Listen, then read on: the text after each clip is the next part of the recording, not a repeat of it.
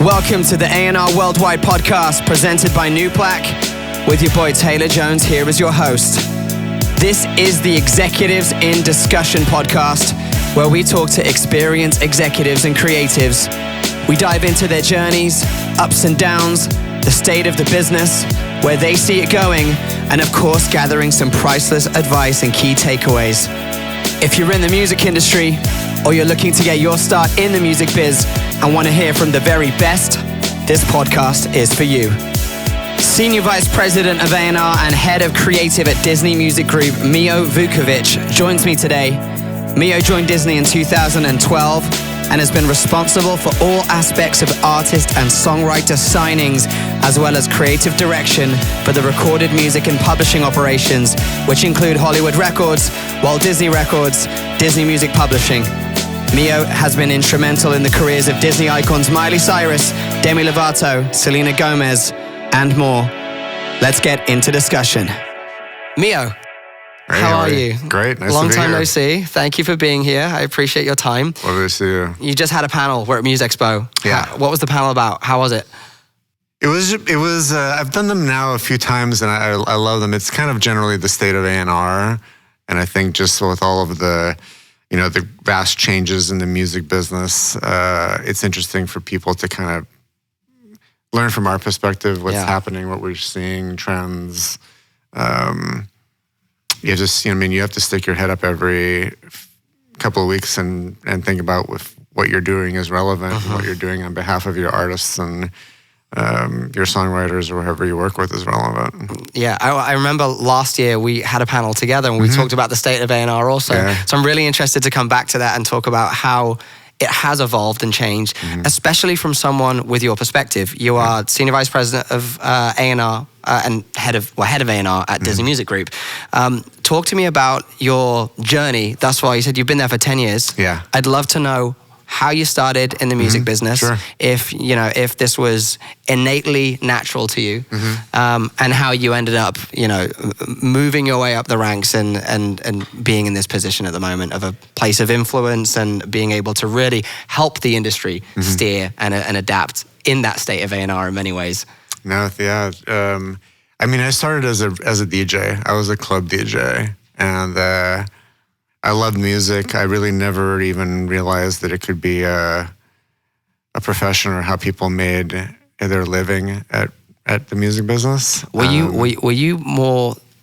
What were you like when you were younger? Because every time I've met you, you're very level-headed and very mellow. So me picturing you as a DJ going crazy behind the decks is something I'm having a hard time picturing. So I need you to give me like a flashback to the past. Oh yeah, no, I was not that kind of DJ. No, and I was the kind of a DJ that was very much like how I was a kid on music, in that I was a real pain in the ass. Like I was the kid that would come to your house with my own records. Yep. Impose my music on you.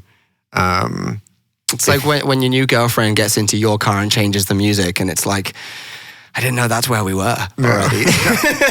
Yeah, it affected my friend groups. It affected, if you didn't love the Ramones, I would probably not even speak to you. Wow. Or, I was just really like a snob. Okay. And I was a snobby DJ. I was the DJ that played at underground clubs and distinct taste. Yeah, the people brought me in for a very curated experience, and then I started doing these underground, clubs and DJing and playing just really like a broad swath of music, the things that I was passionate about, just a lot of genre mixing, and the clubs I got tired of paying $100 a night for bringing in, a couple of thousand kids, and was turned to my partner and was like, we need to be in the club business. Yeah.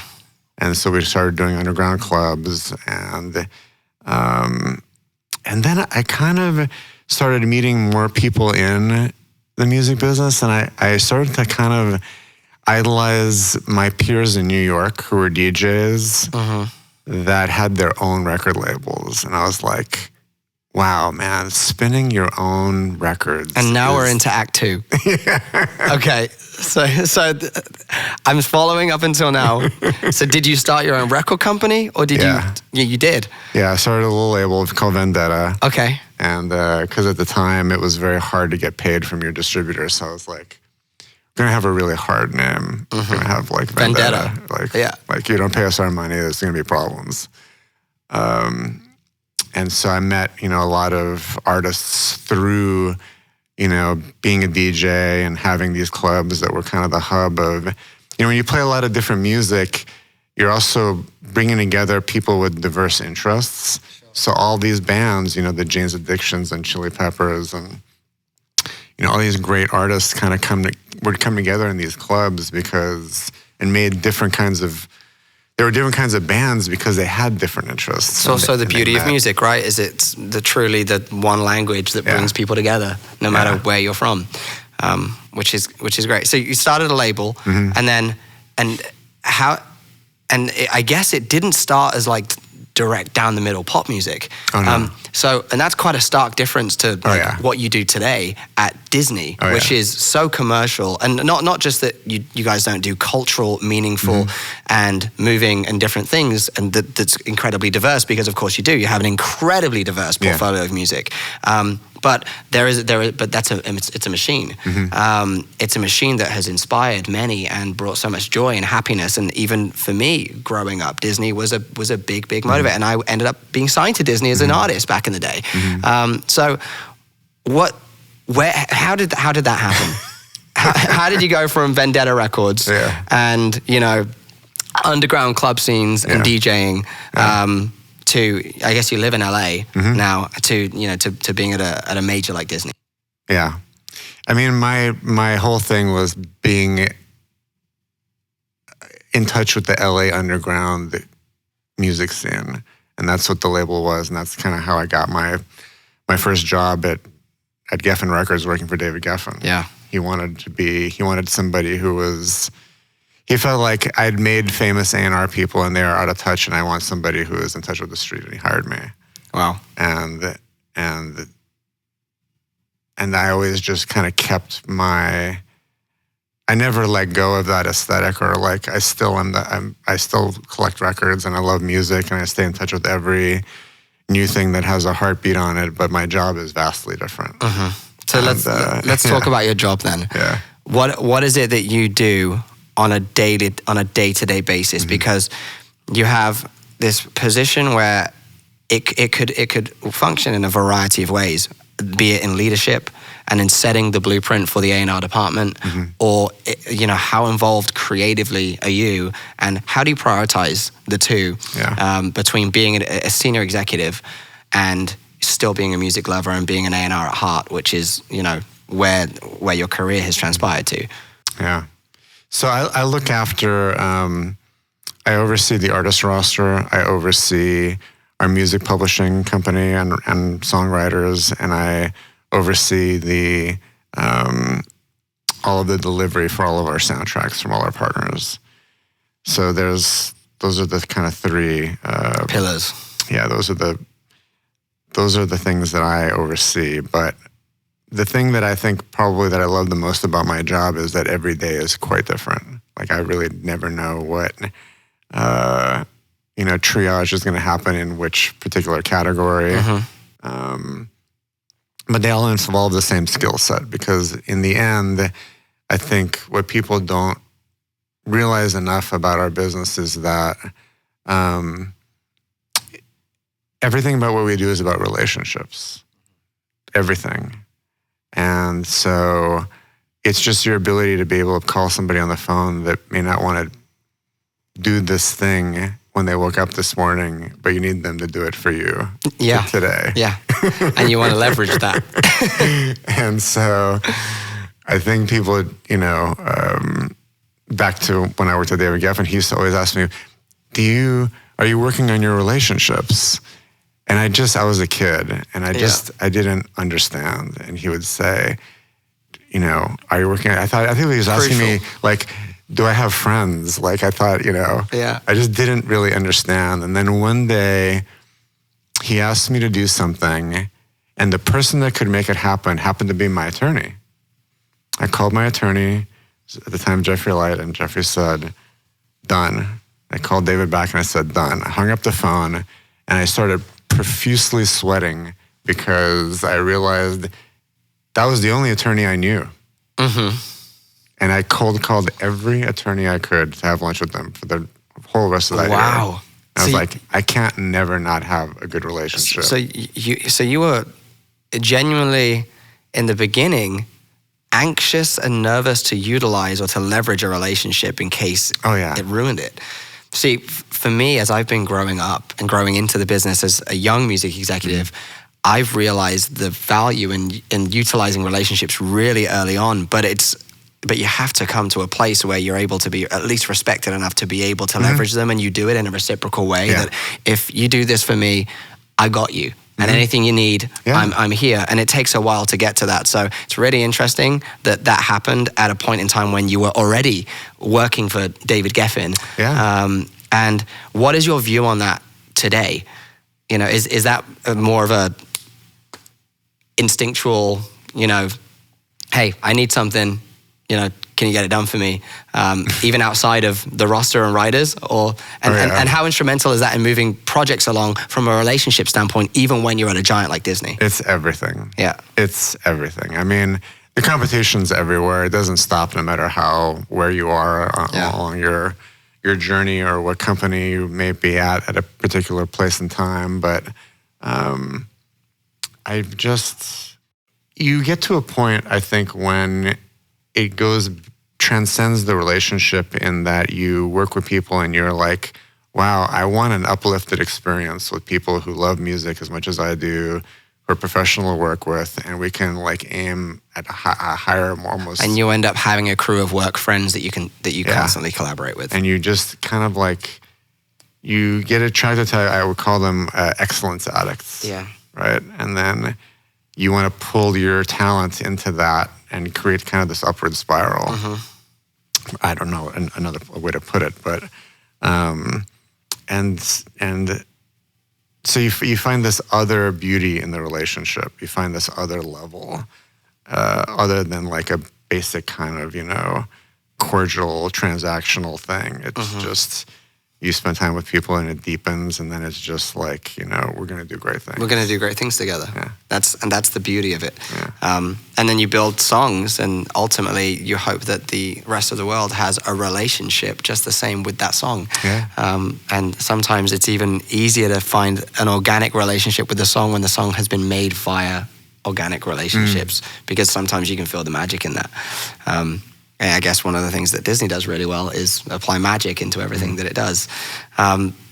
So the state of A&R, and I mean, it's a complex question to all those who may be listening that don't even know what the state of artist or repertoire means, because it really grammatically doesn't even make that much sense. But let's talk about where you feel the music industry is going. And to contextualize this, we've had a couple of spurts over the last few years, be it K-pop and Afrobeat and reggaeton and all these different genres that have really been excelling and making global footprints outside of their cultures, where they either were born or have innately been for a long time.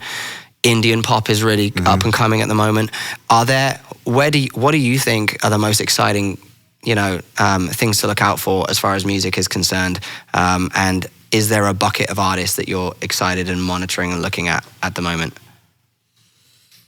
Wow, that's a big question. I just suddenly, when you were starting to ask me that, I was thinking about the panel that we were on last time together. And I think one of the things I talked about then was TikTok. Because I really wanted to talk about TikTok at that time. Even though it's more of a tricky topic today.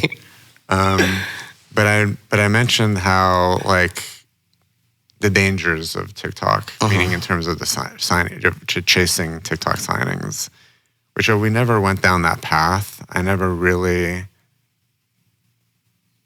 feel like the industry has spent hundreds of millions of dollars going down that rabbit hole, not really knowing mostly what they got. Or if you get talent that has real longevity. Yeah. Also. You know, you're chasing a moment in time or a spike, and then the minute you've made that deal, that's in the rearview mirror. And you don't know what's ahead of you. And it also comes down to what is A&R anymore? And what is A&R? It's a really good question, because it's not what it used to be. No, and I think we're kind of going to go back to the basics in a way that, like, people are going to have to look at just signing great talent on talent's merit, even if they don't have a social media presence yet, and having the courage to do that. But it's going to require not just cultivating and nurturing artist talent, but young A&R talent again, because we have generations of people who have grown up now in the business in A&R departments that don't know how to make records. And that's the problem. I don't sign producers, writers, artists on metrics anymore. When it comes to producers and writers, it's all about the song and the talent. To your point, I am focused though on emerging markets and looking at where that's up. And of course, I'm mostly known for my work in K-pop. And so emerging markets, of course, speaks to that. But it's really, really interesting to hear a major label executive speak to, it's not all about how many followers you got on TikTok and what kind of social environment you've got. But what I do think it's about, and let me know how you feel about this, is it about your ability to at least demonstrate that you can and demonstrate that you do have the ability to cross over fans, because there's the quality over quantity topic any day long, and that taps into the numbers and how much streams and everything else that you've built. But if you've got the best quality in the world and your songs are phenomenal and you've perfected your craft, and you truly have, and you're working with, and you can have a great manager, a great agent, a great record producer behind you, and all those different pieces of the team that to executives help solidify the credibility around a project and say, maybe I'll take this seriously. But if that artist comes in and you're not able to demonstrate that they maybe have the ability to turn a stream into a ticket, where does that sit on the shelf for you? You know? It's huge. I mean, well, first of all, we're talking about a couple of things. One is, I look at signings. I used to just look at the person as the raw talent and what their potential is and what their star power could be. I always use the analogy of I love art, and sometimes if you go to like a controversial art exhibit and somebody would say, what's the difference between art and pornography? And I'd be like, I can't define it for you, but I know when I see it. Kind of how I look at artists, when I just know when I see it. When it comes to it's instinctual. Yeah. But now I do look at them like a little cottage industry, like how is their team? Yeah. Like if the team's not great, and if they don't want it more than I want it, that's a problem. I say exactly the same thing. And sometimes it's not always about the numbers and how you're converting, but sometimes the socials can be an indication of that artist's work ethic. Yeah. You give them 100%. I signed an artist recently that came out of a band with Simon Fuller, one of Simon Fuller's bands. And I picked up this artist and we gave him a social media plan. Probably going to take this out. Gave him a social media plan and said, this is what we want you to be doing as far as posting and sessions and everything else. And I'm asking you to post a video every 2 days. You're a dancer, you're a singer, get to work. Well, I can't do it. I can't, I can't afford a microphone. We'll buy your microphone, fine. But I can't afford a good light. What are you doing? Get a part-time job. Do something. Show me that you need it more than anybody else, and you're willing to do whatever. 100%. Yeah. What are you excited about that you're working on? Is there a number of projects? What, can you share anything that's not too top secret that you're excited about? We just started a Black music label with the producer D-Mile. D-Mile he has won, I believe, 7 Grammys and 1 Oscar. He just won a Grammy for his album, for his Victoria Monet album that he produced. 7 Grammys. Wow. Yeah. That's a lot. He's incredible, and he's a lovely person, and he has a great team around him. Puts it in perspective when Miley Cyrus has only won one, right? Yeah. And she let us know about it. He's an incredible talent, and his team, Natalie Prosper, who is his manager and runs the label, and John Kersey, who is their partner, who also has 2 Grammys as an engineer and a mixer. They felt like the perfect partners, and we're doing this in partnership with a Black-led film studio called Anscape that we have.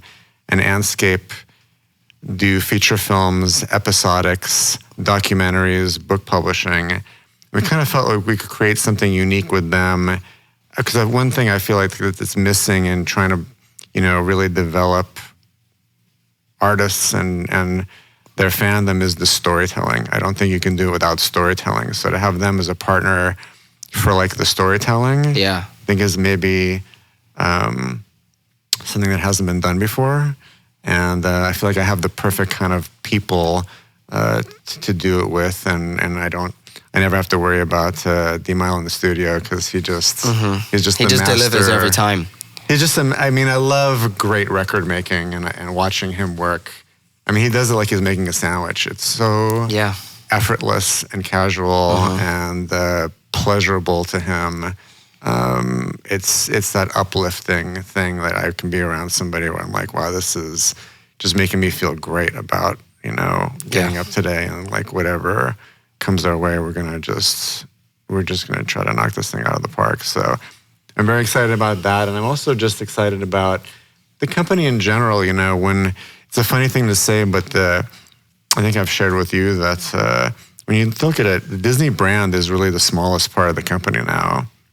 When you think about us, we're Lucas and Marvel and Pixar and ABC and ESPN and Hulu, Disney Plus, Fox, Searchlight, FX. It's so much. I believe there's like 30 partners within the company and growing. And we're really fortunate to be the hub that is music's at the center of it, of everything. And so to be able to have a roster of songwriters who can, work across all of our partners' projects, to have artists that can participate. It's. I genuinely completely understand what you mean. I mean, if you want to rise above the noise, that's a great way to be able to do it. Yeah. Well, that's Disney has been one of the mottos for us at THG was that Disney meets Virgin was kind of our idea.